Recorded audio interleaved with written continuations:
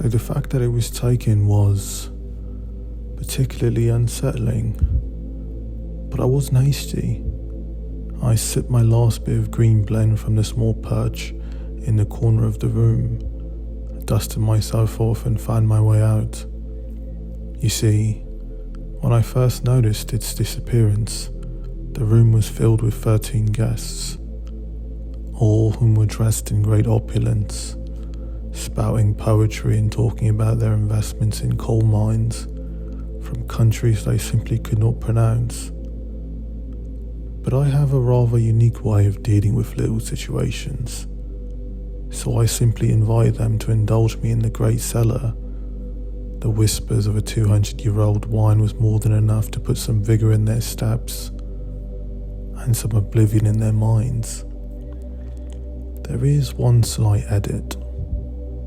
I may have forgotten to mention the 12 pits trained on human flesh, ever so eager to be treated generously to an early supper. But you know, sometimes things have a way of slipping my mind. I have to say I did admire the level of decorum and class even on such an auspiciously unfortunate evening. So delightful of them to not make too much of a row, as the screams seemed never to sit well with me.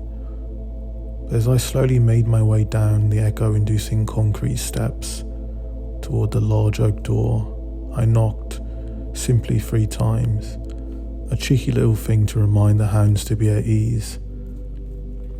But it seems most of the work was nearly done. Thick, dark red sludge began to slowly escape the crease, and as I opened it, I was most thrilled at the excellence by which some of them ate their food. But, disappointingly, it was indeed Lily. I thought maybe John or Helen, but Lily, rest her soul, for it was no longer my book that would help her with that. I leaned over their gutted bodies to remove Lily's unremarkable hands from my dear book, that was now sullied in blood. But as I opened it, I merely chuckled.